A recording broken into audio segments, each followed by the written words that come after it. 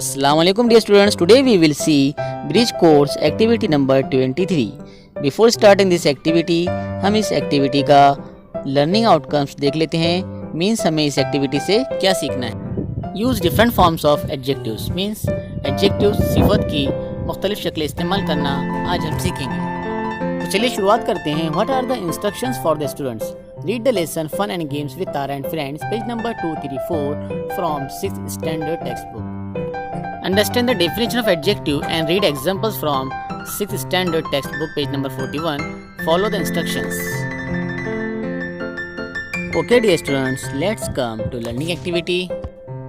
During the online classes, you draw a big tree on the whiteboard. One student show the sentence strip of how is the tree?